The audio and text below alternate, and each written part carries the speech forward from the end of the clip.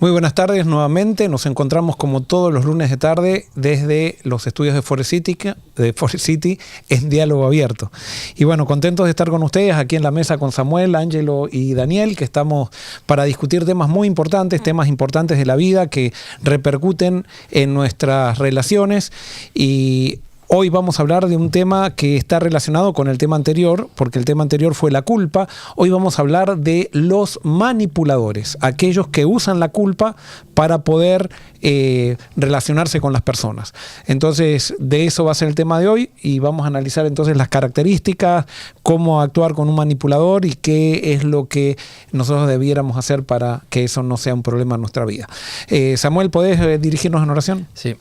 Padre, gracias porque nos permite estar aquí como hermanos, aquí dialogando estos temas que son tan importantes, que tienen que ver con las relaciones. Así que pedimos que tu Espíritu guíe cada conversación que tengamos, que bendigas también a aquellos que escuchan y que tu Espíritu traiga transformación a nuestros corazones. En nombre de Jesús. Amén. Amén. El programa pasado estuvimos hablando, como dije, acerca de la culpa y prometimos que íbamos a hablar sobre el perdón en este programa, pero creímos que teníamos que seguir un poquito con este tema porque los manipuladores son expertos en manejar la culpa y entonces estamos todos muy expuestos a este problema. Y entonces quisiera preguntarles a ustedes, ¿qué piensan que es la manipulación? Si ustedes tuvieran que definir la manipulación, cuando decimos alguien está manipulando a alguien, ¿qué es un manipulador? O sea, ¿cómo lo definirían? Yo diría que es como alguien que usa las propias circunstancias de la vida de uno para mostrarnos que de alguna manera lo que está ocurriendo a nuestro alrededor, que generalmente puede llegar a ser malo, es culpa nuestra siempre. Muy bien. Para mí también, sí, siguiendo esa línea, es alguien que nos hace ver cosas como ellas la ven, pero utilizando nuestras emociones, manipulando, o sea, es como que controlando y moviendo ciertas cosas en nuestras emociones para que finalmente hagamos lo que esa persona quiera. Muy bien. Sí, para mí era lo mismo que iba a decir él, que era utilizar los sentimientos para lograr su objetivo. Muy bien, le voy a dar unas definiciones para que podamos ver. Entonces, dice así: las personas manipuladoras buscan ejercer influencia sobre el comportamiento de alguien, induciendo a la toma de decisiones para su propio beneficio. O sea, si nosotros aceptamos esta definición, estamos todos expuestos a una manipulación brutal, diría un puertorriqueño, ¿no? No, bien dicho, bien dicho. Me estoy aprendiendo. Bien. O sea, ¿por qué? Porque, por ejemplo, este mundo se mueve por la propaganda. Es por el consumo, el materialismo. ¿Y qué es lo que trata de hacer la propaganda? Que compres cosas. Es manipularnos para beneficios de aquel que está vendiendo. Del millonario. O sea, la política, la propaganda, la venta de productos, la economía, podríamos decir, y también la religión, o sea, muchas veces entra dentro de estos esa definición. Parámetros, ¿no? Se dice que existe manipulación mental cuando un individuo asume el control de la conducta y sentimientos de otra persona o grupo de personas con estrategias y técnicas psicológicas de sugestión, seducción o persuasión para obtener un beneficio o conseguir un objetivo. O sea, ¿en quién piensa el manipulador? En sí mismo. En sí mismo.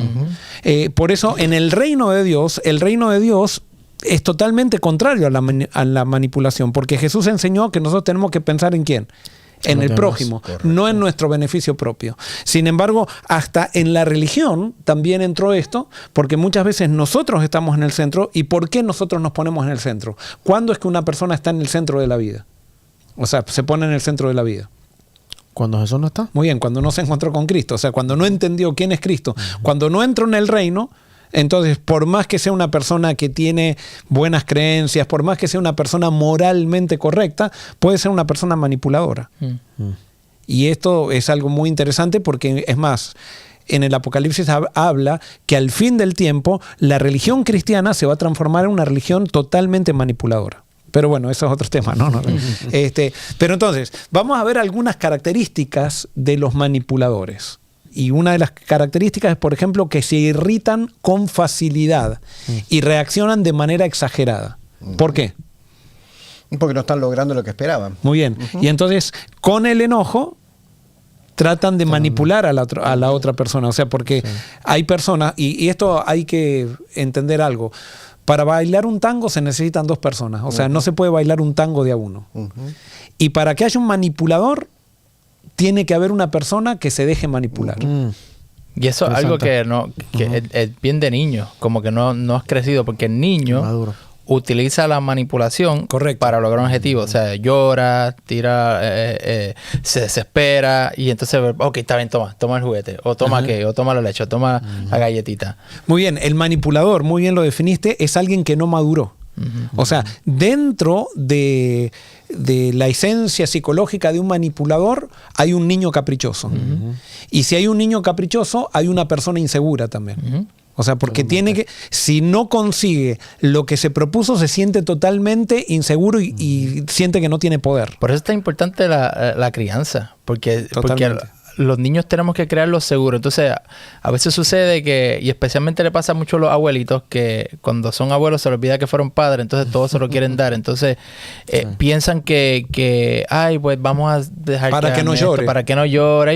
Y en Puerto Rico la palabra "y bendito", que nos encanta, que es muy buena porque tiene un cierto sentido, pero también se utiliza para lo mismo, bendito, que no haga esto. Entonces, estás creando un hombre o una mujer insegura luego en el futuro. Pareciera que está siendo malo al decirle no lo vas a tener, pero lo que estás creando es alguien seguro para el futuro. Poniendo límites. Correcto.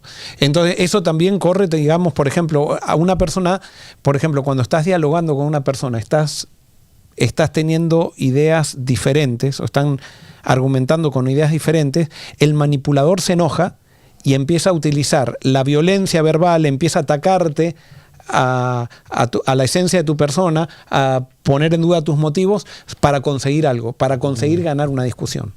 Y por eso, cuando, por ejemplo, nosotros estamos con personas que utilizan el enojo en el diálogo, esas son personas inmaduras.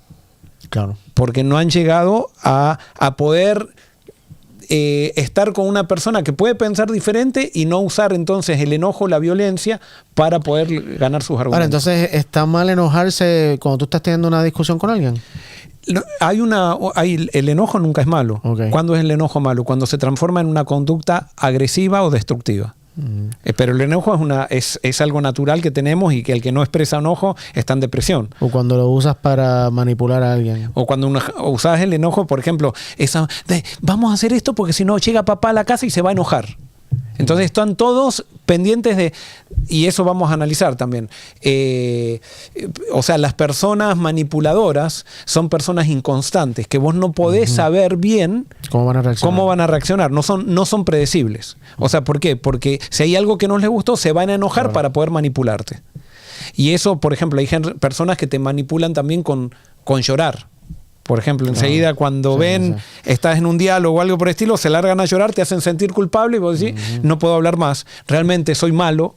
Sí. Eso es manipulador. Sí, ¿no? Las víctimas. Sí, eso para mí es una de las cosas más complicadas se hacen víctimas y te hacen sentir mal. Pero bendito, yo quería, si debería hacer, entonces te hacen sentir mal, o mira lo que me estás haciendo, y se ponen como... Consciente o inconscientemente se puede ser manipulado. No, sí, por supuesto. Claro. O sea, yo creo que todos somos manipuladores. O sea, uno de más medida, justamente, el manipulador inconsciente es el más peligroso.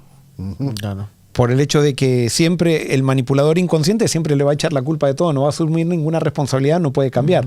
En cambio, aquella persona que se empieza a dar cuenta de estos problemas, que puede ser alguien que estemos ahora hablando y dice, cuando describamos, esa persona comienza a sanar, si es que quiere. Porque hay personas que ya lo asumieron como parte de su vida y se sienten orgullosos de ser manipuladores. Por ejemplo, un vendedor. Muchas veces se siente orgulloso de negociar con trampas para poder conseguir un beneficio. Entonces está institucionalizado, digamos, la manipulación como parte de la vida. Y como tú decías al principio, viste, por ejemplo, ahora mismo todas las compañías multibillonarias gastan millones de dólares en sus promociones, en sus ads, no sé cómo se dice eso. Anuncios. En sus anuncios. Para manipular, o sea, es a propósito que lo hacen. Claro, por ejemplo, hacerte sentir que tú necesitas algo que realmente no necesitas, pero te manipulan para que tú le compres su producto. Estas personas lo hacen adrede. O sea, no es casualidad. Es que a propósito juegan con tu psicología y tus emociones para que tú sientas una necesidad que realmente no tienes. Los políticos usan mucho eso. Y cuando se da en el Congreso acá de los Estados Unidos, muchas veces cuando dan ¿cómo se llama? Cada año que dan el mensaje del presidente en el Congreso. Sí, siempre llevan una persona para que dé testimonio, hablan de una historia muy triste o algo por el estilo, y acá está la persona que se pare. Eso utilizamos en la religión también muchas veces. O sea, está bien las historias que conmueven, pero muchas veces, por ejemplo, las personas están buscando llegar a las emociones para poder convencer de algo que no están demasiado convencidos, ¿no? O sea que si para uno saber si no estamos manipulando o si el sentimiento que estamos expresando no es manipulación, tendría que también ser expuesto a la lógica. Se podría decir, por ejemplo, si lo que yo te estoy diciendo se puede entender lógicamente fuera de del sentimiento, entonces es válido. También, y la pregunta es ¿por qué estoy? Porque yo puedo contar una historia que emocione, porque no podemos sacar a los sentimientos, pero ¿por qué estoy contando esa historia? ¿Para lograr algo o porque realmente esa historia vale la pena porque ilustra algo, un beneficio que quiero transmitir a las personas? Un argumento que tú tienes. Exacto. Un argumento. Pregunto, y sacando al manipulador, ¿cuál es la parte culpable que tiene la persona? ¿Nos dejamos manipular? Sí. ¿Nos dejamos manipular? ¿O realmente también existe gente que está por encima de muchas veces de nosotros y nos manipula conscientemente? ¿Cuál es la parte nuestra del manipulado? Eso vamos a ver ahora, pero quiero dar algunas características más. Por ejemplo, los manipuladores se muestran amables o seductoras en el ámbito social, y después en el ámbito personal utilizan muchas veces la violencia. Yo, por ejemplo, he visto, hay mujeres muy delicadas así y que son tan dulces que parece que les sale miel. Y cuando vos tenés un problema con esas mujeres, y también hombres, ¿no? Y hombres también que te hablan todo así, y después cuando personalmente, cuando en la familia o algo por el estilo, terrible, ¿no? Sí. Es más, a mí me ha pasado muchas veces, o sea, con mis hijos, cuando eran chiquitos, quizás en ciertas situaciones, que yo me quedaba sorprendido de lo que era yo públicamente y después lo que pasaba en mi casa cuando perdía, cuando me sacaban, yo decía, me sacan de control. Justamente ese tipo de frases son frases manipuladoras. O sea, nadie te saca de control, nadie te saca de quicio. Vos decidís qué haces con tu propia vida, pero eso más adelante. Por ejemplo, los manipuladores se desentienden de sus propias responsabilidades. Siempre los demás tienen la culpa. Si alguien tiene que cambiar, es el otro. Eso yo creo que es la característica principal de un manipulador. Siempre está echando la culpa a los demás y no toma responsabilidad. Claro, y por eso, cuando hay un divorcio, aléjense mucho, cuando estás rehaciendo tu vida, aléjense mucho de la persona que le echa todas las culpas de su divorcio pasado al cónyuge que no está. Y eso he visto cuántos caen en esa trampa, porque, sí, esto y otro. Y después cuando realmente logran su objetivo y se casan, empiezan a darse cuenta que la responsabilidad, y siempre va a ser así, la responsabilidad de un divorcio está en las dos personas. O sea, un tango se baila de a dos, no se baila de a uno. Entonces, sí, puede ser que alguien haya sido más violento, que haya sido más manipulador, pero hubo una persona también que se dejó manipular y que permitió. O sea, el manipulador necesita relacionarse con alguien que se deje manipular. Si no, no puede. Imagínense dos manipuladores juntos, o sea, no duran mucho. Exacto. Otro de las cosas, ya lo dije, carecen de empatía los manipuladores. O sea, ¿por qué? ¿Qué están buscando los manipuladores? Su beneficio. Entonces no les interesa si otros sufren, les interesa ganar una discusión, y no importa si para ganar una discusión dejan totalmente humillada a la persona con quien están discutiendo, ¿no? Claro. Y creo que todos hemos sido culpables y somos culpables, tenemos una tendencia a eso, ¿no? Desprecian los sentimientos y puntos de vista de los demás. A pesar de ser muy cambiantes, no admiten que el resto lo sea.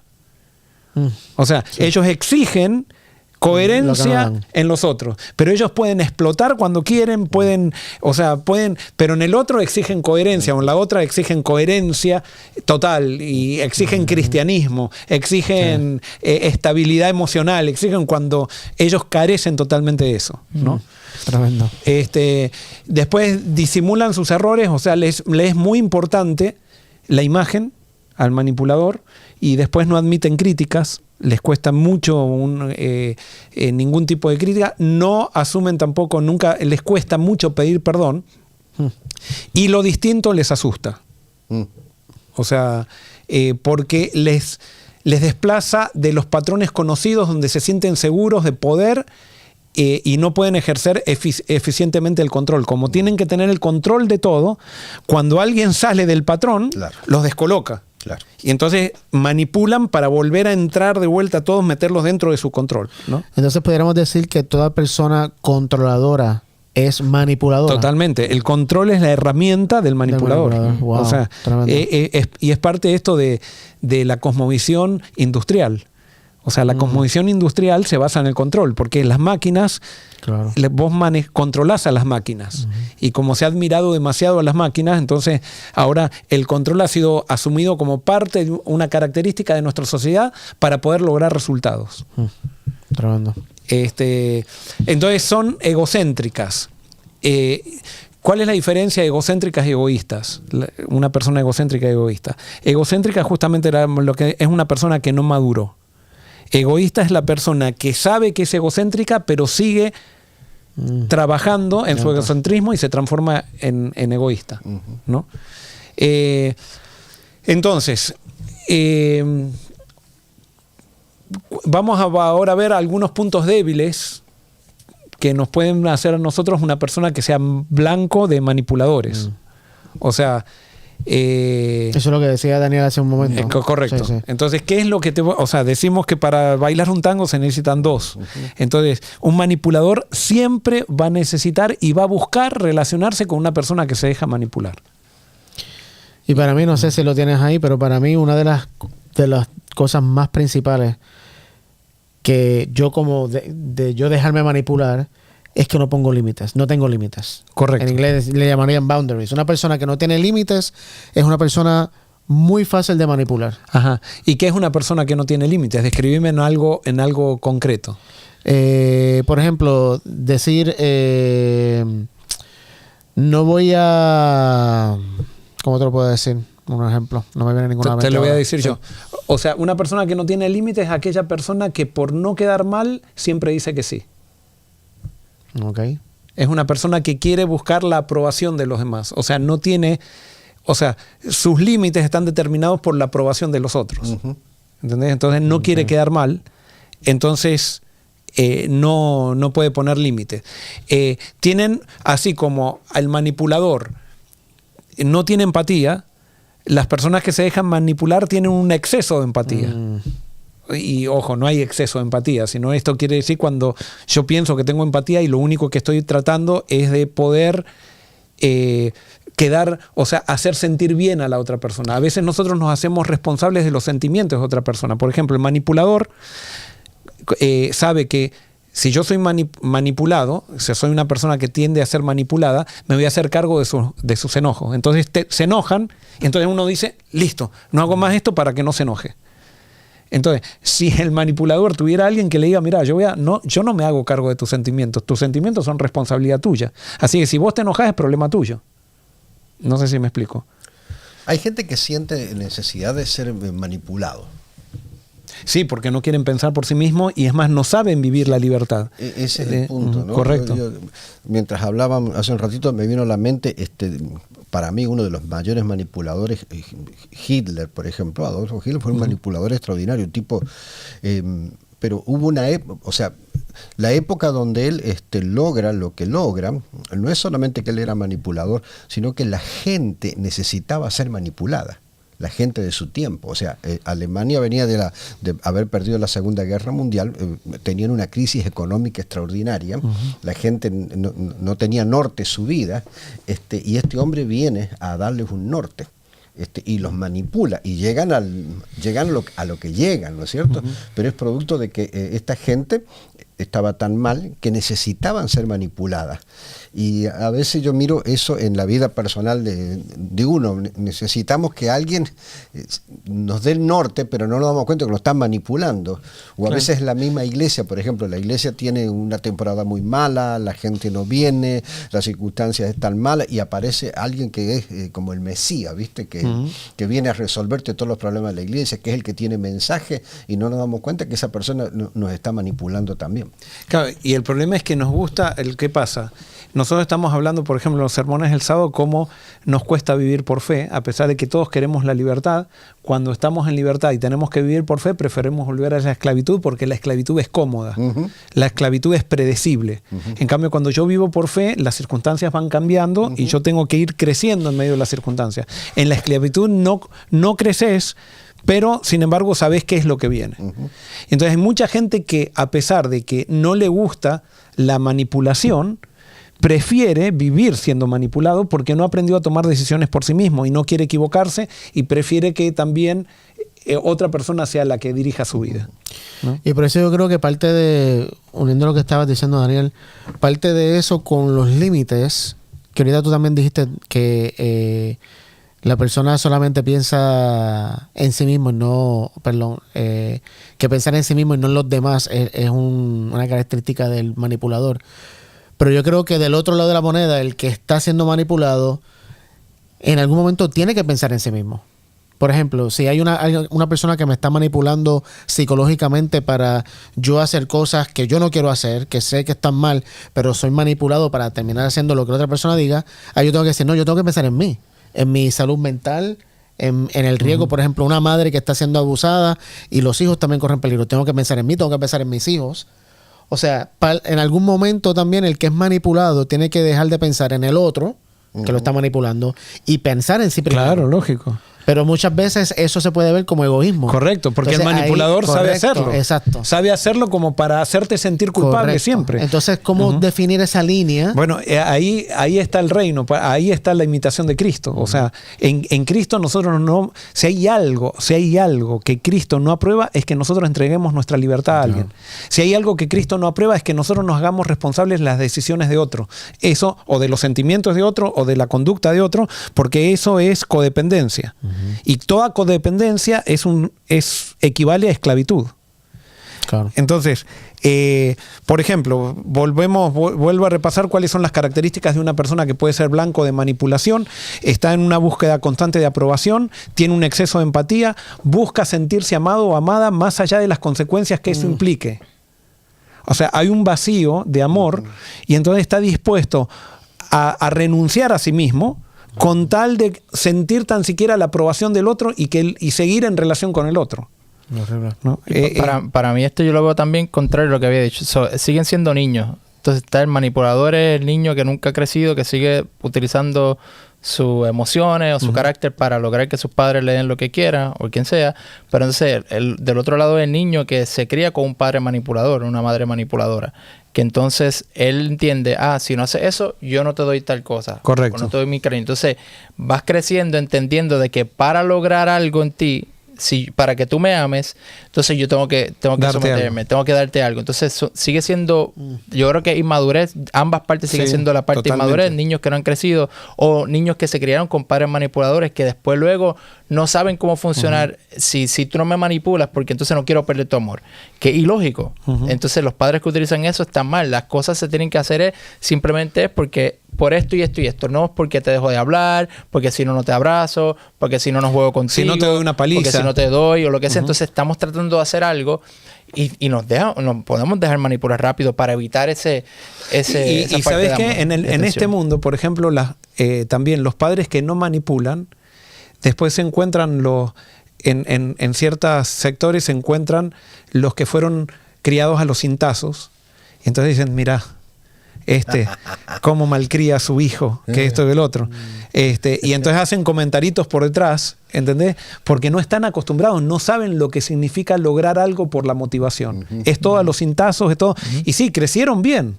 crecieron bien, pero esas personas después van a tener problemas, o sea, tienen problemas después para las relaciones y después para generar un patrón de crecimiento, porque los cintazos pueden lograr conductas correctas, pero no logran actitudes correctas. Y puede ser que las personas que fueron criadas a los cintazos, o sea, hayan estado encaminadas, pero después ya los hijos de eso pueden ser que se vayan a extremos que no se pueden manejar, porque se paró un camino de crecimiento, ¿no? A veces para hacer las cosas bien, y eso lo dice la Biblia, se tiene que hacer con mucho más tiempo.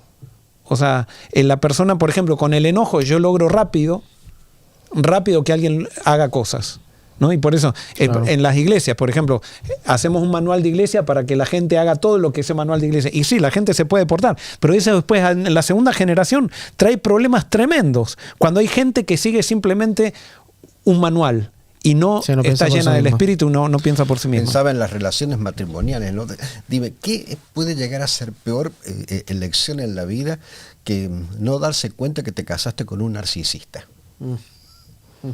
Porque el narcisista es el manipulador por excelencia. Sí, claro. Es el gran manipulador. O sea, tú dices, ¿qué prefieres? ¿Te vas a casar? Mi marido se toma una botella de vino los domingos, o casarte con un narcisista, o saber que es un narcisista.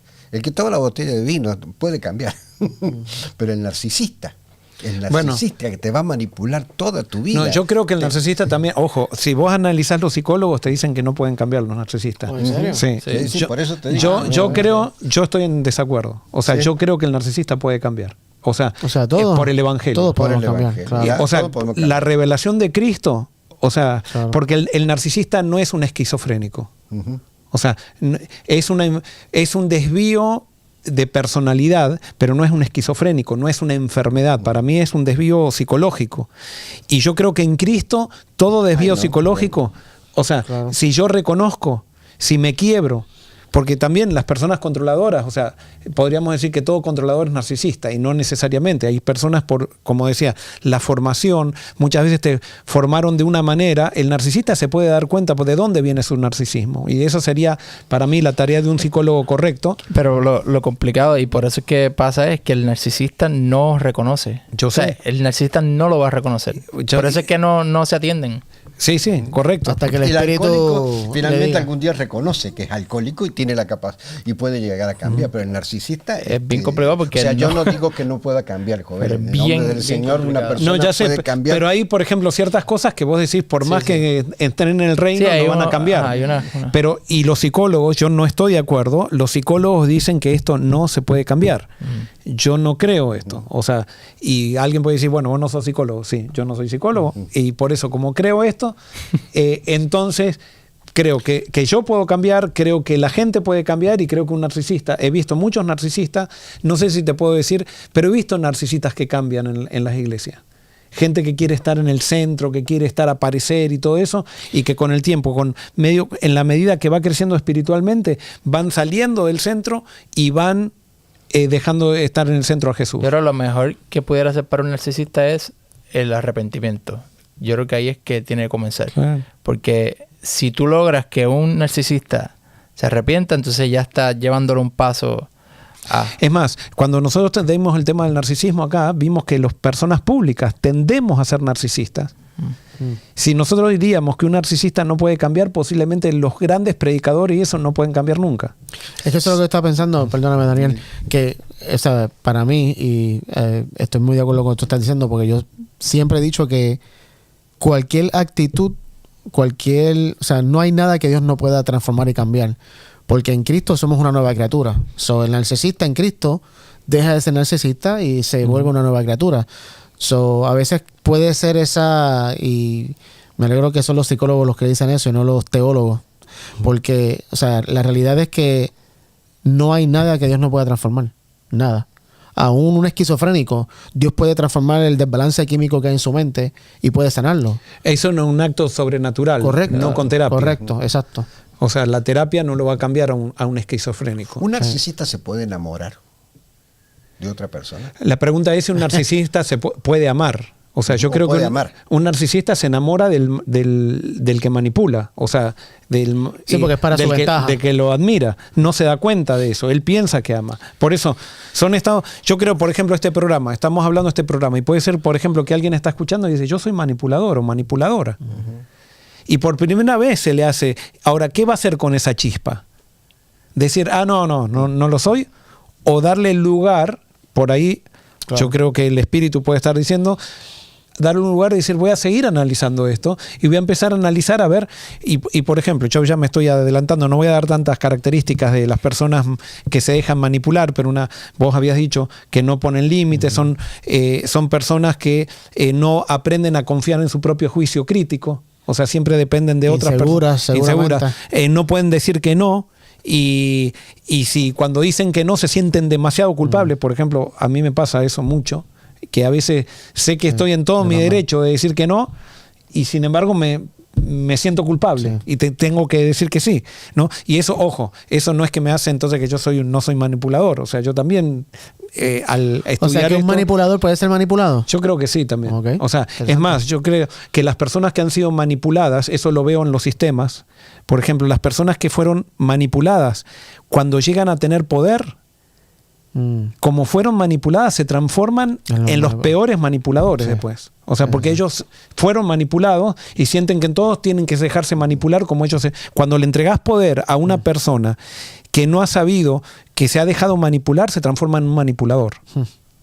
O sea, porque no han notado la diferencia. Entonces piensa que entonces tiene... Y muchas veces, por ejemplo, el esposo manipula a la esposa y la esposa manipula a los hijos.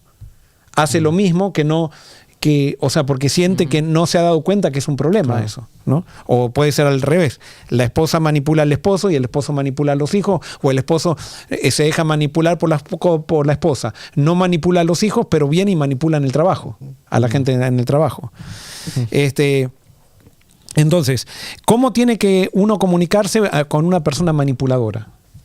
O sea, acá 7 tácticas, digamos, para preservarte de una persona manipuladora. Una de las cosas es evitar de dar explicaciones por demás. Yo tengo... No. Exacto. Yo tengo muchas veces... ¿podés hacer esto? No puedo porque tengo que ir a buscar a mis hijos, tengo que ir a hacer esto, tengo que ir a hacer lo otro. O sea... No, ¿por qué? O sea, yo soy dueño de decir no a una cosa que no puedo. Y no tengo por qué estar rindiéndole a la gente todo lo que tengo que hacer. ¿Y por qué dije que no? Porque entonces, si no le digo todo eso, pienso que quedó mal con la persona. Llega la culpa. Hay que, por ejemplo, con los manipuladores, hay que tener una comunicación sintética. O sea, sí, no. Y no ir más allá de eso. Esto ayudará a que no haya un ida y vuelta que pueda enredarse así y perjudicarte. O sea, ¿por qué? Porque el manipulador es habilísimo para argumentar. Entonces, si vos le empezás a dar explicaciones, te va a agarrar... Pero a la otra diste que sí, estaba en la misma situación. Y te agarra por la explicación que le diste y te va a manipular para que llegues a eso. Justo lo que hizo Satanás en el Edén, con Adán y Eva. Entonces, otra de las cosas es utilizar el modo impersonal. Ante una posible agresión, mantener la distancia y no tomarse las cosas de manera personal. Es clave para no caer en la trampa. O sea, cuando uno está frente a un manipulador, tiene que saber que está frente a un manipulador. Y entonces todo lo que te diga tendrías que dejar que te resbale. Eso no quiere decir entonces, porque al final vos te podés transformar en alguien entonces que no acepta nada tampoco, ¿no? O sea, yo creo que hay que analizar todo, pero tenemos que saber que estamos frente a alguien manipulador, y por eso tenemos que también saber diagnosticar al manipulador, porque a veces nosotros queremos ser simplemente cristianos y ese cristianismo sentimentalista no nos lleva realmente, porque si queremos ayudar al manipulador tenemos que identificarlo como tal. Sí. ¿No? Después, evitar responder una agresión con otra, pedir claridad en las preguntas, es decir, evitar suposiciones o decodificar el mensaje entre líneas, como diciendo, el manipulador te dijo, y vos sos irresponsable. ¿Por qué pensás que soy irresponsable? Por esto, por lo otro. ¿Te parece porque me estás diciendo eso y yo la otra vez hice esto? Entonces, es llevarlo a razonar, ¿no? Y entonces después confiar en las propias decisiones sin sentir culpa y estar y estar consciente de que tenemos el derecho de decir no sin que el otro se ofenda. O sea, yo, por ejemplo, me dice, vamos a salir al lago. Hoy no quiero. Y entonces hay todo un escándalo porque no fui al lago o algo por el estilo. O un día, por ejemplo, quiero tomarme un momento libre o no quiero venir a algo que estaba acostumbrado a hacer. Y digo, hoy no puedo. No, entonces ahí viene toda la culpa del manipulador. O te deja de hablar. Sí, o te deja de hablar. Entonces vamos a ver algunas, estos temas son muy largos, pero vamos a ver algunas frases de los manipuladores. Algunas frases que caracterizan a los manipuladores. Sos demasiado sensible. O sea, el manipulador usa eso como diciendo, te la tomaste personal, o sea, no te la tomes tan así, o sea, te estás tomando todo muy personal. En otras palabras, no le hagas caso a lo que estás sintiendo ahora. Claro, exacto. ¿Estás loco o estás loca? O sea, estás loco. Es un clásico esto. Si alguien dice eso, básicamente está diciendo que no tiene una idea de la realidad. O sea, te está diciendo, vos no tenés una idea. Claro. Yo soy el único que me doy cuenta de lo que está sucediendo. Y tus sentimientos no cuentan. Después, otra de las cosas que hace el manipulador es solo estaba bromeando. O sea, aprovecha chistecitos para decir verdades que no quiere, o sea, va tirando, no, estaba bromeando nomás, no te la tomes así, o sea, estaba simplemente diciendo un chistecito, ¿no? Después, esto también es, me sacaste de quicio. Si vos no hubieras hecho esto, yo no te hubiera respondido así. Si no, o sea, me hiciste que lo haga. Si vos no lo hubieras hecho, si vos no me hubieras hecho, yo no hubiera hecho esto. Es desresponsabilizarse de las acciones. Y esto es algo muy importante que ya lo dije, pero nadie es responsable de la conducta del otro. Cada uno es responsable de su conducta. Híjole, esos son todas formas agresivas, pero también está el pasivo. Por ejemplo, si tú me dices, yo te digo algo y tú dices que no, bueno, pues está bien, yo busco otra persona. Ah, sí, claro, sí. No, entonces están los sentimientos. Ahora estás buscando de que tú te sientas mal, culpable. Eso es peor. Sí, peor que el agresivo ya es claro, eso. porque te hacen sentir más, pues bendito, no, pues yo sabía lo que hay. Ahí está el bendito de Puerto Rico, ay bendito. Y tú, bueno, pues vamos a. Exacto, sí. Esa es. Pues, si vos no estás dispuesto a hacerlo, entonces voy a tener que buscar otra persona. O sea, ese es el ejemplo de Dalila con Sansón. Exactamente. Ay, tú pensabas que tú me amabas y no me has dicho, ya van 3 veces. O sea, es jugar del lado pasivo. Bueno, justamente acá la próxima es, si vos me amaras o si tú me amaras, me dejarías hacer lo que quiero. Cuando la víctima intenta establecer límites con el manipulador, es posible que traten que uno se sienta culpable al decir que no se preocupa por ellos, ¿no? Entonces otra cosa, me obligaste a hacerlo. O sea, en realidad nadie puede obligar a nadie nada. Cada uno hace lo que tiene que hacer. Y entonces yo no me puedo, si yo quiero no ser manipulado, no tengo que hacerme responsable de los sentimientos de otro. Por ejemplo, tenemos que llegar a las 9 a un lugar.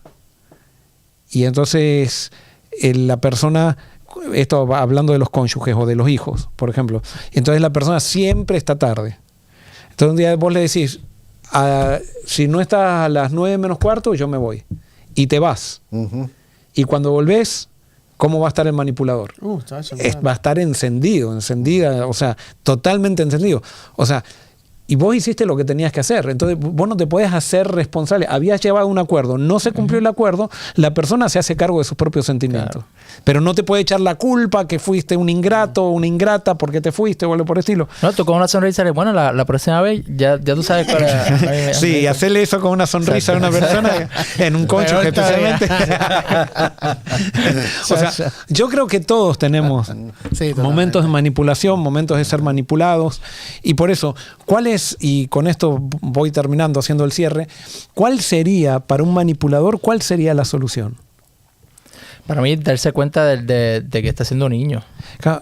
Y sí, ahora está bien, pero la cuestión es rendirse. ¿Rendirse a qué? Al control. Un manipulador quiere controlar, o sea, y las personas controladoras viven exigiendo a todos los que están alrededor, exigiendo algo más. Basta. Hay que dejar de controlar todo y empezar a controlarse uno mismo. El gran problema, el que quiere controlar todo no se controla a sí mismo. Y eso es un gran problema. El que se controla a sí mismo no necesita estar controlando a todos los demás. Pero si hay alguien que quiere controlar, es una persona que no tiene autocontrol. Justamente es una paradoja eso. Pero la persona que controla a otros es porque no se controla a sí misma. Es una ley. Véanlo eso, analícenlo, analicen a aquella persona que es controladora y van a ver que es una persona que le cuesta controlarse a sí misma. O sea que quizás la única forma que tiene Dios para bregar con esta gente en su afán de salvar es que en algún momento determinado de su vida ocurra algo que haga que no tenga más el control absolutamente de nada. De nada, correcto. Perder totalmente el control para que en ese momento se rinda.